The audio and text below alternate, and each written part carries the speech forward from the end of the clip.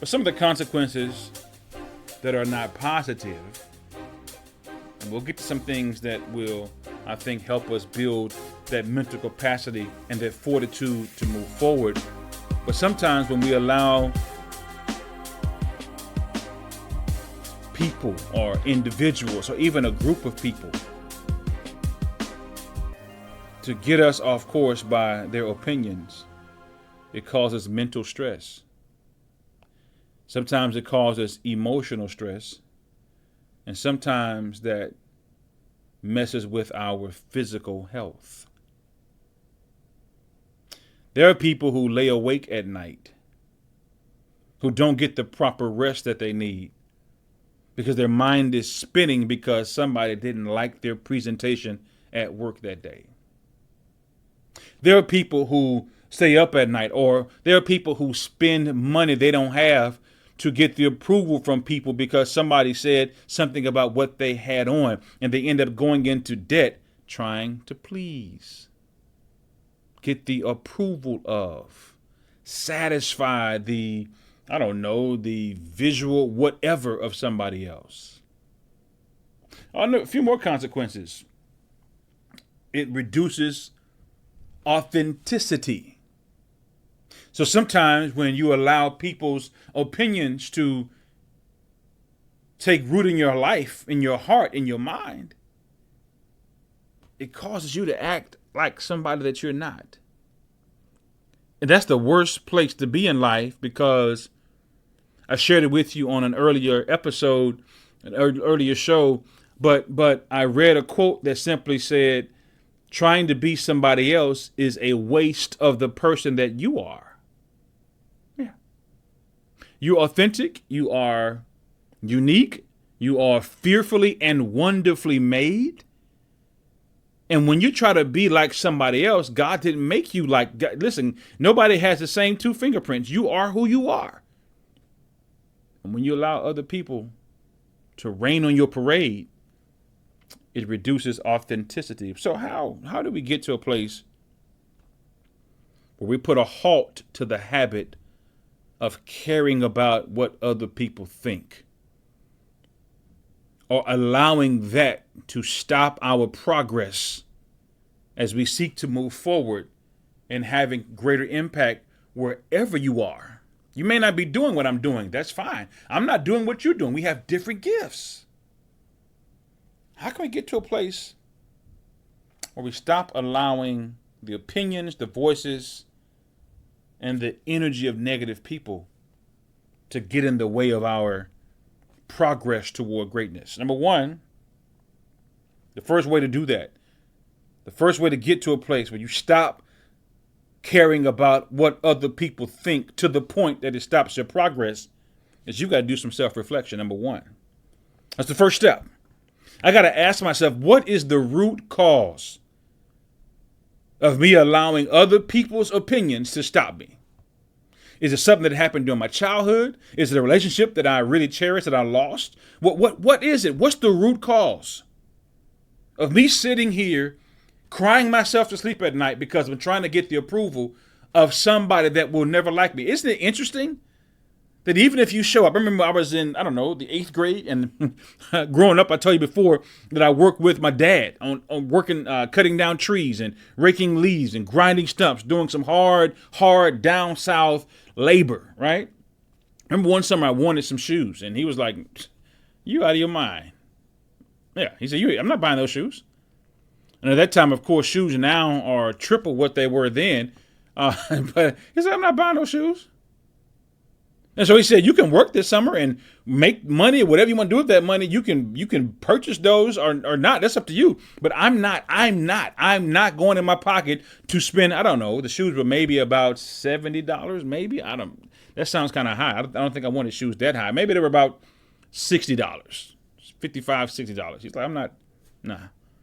And just for context, we grew up getting our school shoes from Payless, just for context, right? We didn't get name brand shoes. Listen, I'm grateful because We got what I have a kid now, and it's interesting to me how my wife and I are raising him, and he doesn't really understand. And of course, he's 3, so he still has a little time to gain an appreciation for purchasing things that maybe he like or things that have better quality. But nonetheless, when we were growing up, we didn't have access. My siblings and I, we didn't have access to high-end products and shoes, and so I worked that summer. Here it is. And I got enough money to buy those shoes. And did I miss a part of the story? The reason why I wanted to buy those shoes was because the school year prior, I was being made fun of. Yeah, I didn't have name brand shoes. And so I said, when I go back to school next August, or when I go back to school when it's time to enroll, I'm going to go to school with some nice shoes on. They're not going to make fun of my shoes anymore. Now, it hits different when you got to spend your own money. It hits different when you finally realize that, hey, if I show up with those shoes or not, the people that are talking about me with my cheap shoes on, if I have some more expensive shoes on, they're still going to talk about me. I got to the counter, and I was trying to buy some Nike Cortez. Yeah. Yeah. I think my uncle had gone down south, and I saw him. He lived in Long Beach, and so he had a little Cali swag, and I said, man, I like those shoes. I'm going to get those shoes. Next time you see me, I'm going to have those shoes on. So he had some Nike Cortez, and I bought some Nike. They had my size. I put them on the counter, and when the clerk or the attendant told me how much they cost, and I realized I had to spend my own money on them, and when I realized as I'm in my head at the counter, at the register, thinking to myself, if I buy these shoes or not, those jokers are not going to like me either way, I put them back. Yeah, I put them back. I think I was going to the 9th grade, maybe. I put them back. I said, I forget that. I'm not spending this kind of money on these shoes. Plus, it just came to me in line. I already knew it, but it was. I guess it reoccurred to me. Yeah, these people they're not for me anyway. So you got to do some self-reflection. If you're going to get to a place where you stop caring what people think, you got to ask yourself, why do I care? What does this stem from? Why do I march to the beat of somebody else's drum? Why am I always in a position where I'm trying to get the approval of other people? No. You got to do some self-reflection and ask yourself, why? The second thing you got to do if you're going to build, the second thing I would offer to you, I should say, if you're going to build the kind of mind that will allow you to block out noise, you got to develop self-compassion. Yeah, you got to develop self-compassion, which includes practicing self-acceptance. Yeah, you got to get to a place where you got to ask yourself, before I can expect somebody else to accept me, do I accept myself? Yeah, do I accept myself? Do I love me for me? Now, all of us can do better in certain areas of our life, but I'm saying at your core, do you accept you? Because oftentimes when people don't accept themselves, when they don't love themselves, they depend on outside, external things to validate them, and it causes them not to appreciate and love themselves. The third thing you got to do is, I would encourage you to focus on your values. Yeah, you're focusing on stuff that has nothing to do with your morals, your values, or your principles.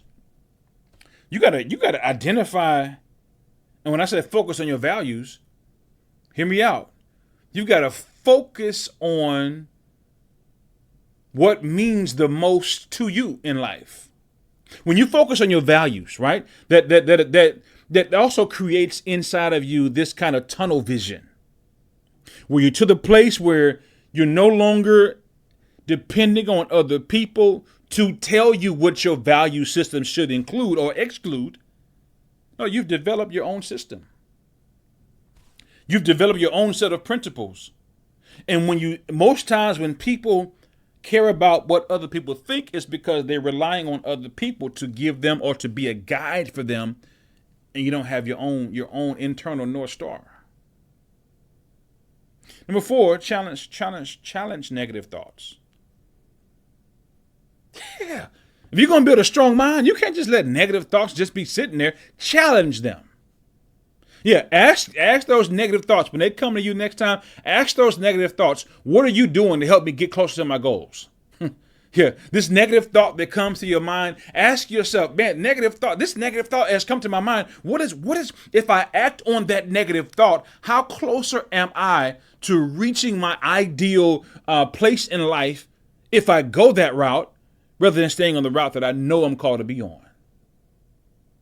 You got to ask yourself, I got to challenge these negative thoughts and also practice within that perspective taking. Yeah. Within yourself. Challenge, how am I looking at this? Should I be looking at this through these lenses? Should I be looking at this through from this point of view? Number 5, limit social comparison. That really, I'm talking about social media, these platforms. Limit social comparison. You can look at people, look at things for inspiration. That's cool. But if you stare so long and go down that rabbit hole and allow other people's lifestyle or what they've achieved to get you down in the dumps, you're out of order. You got to limit social comparison. Number 6, surround yourself with supportive people.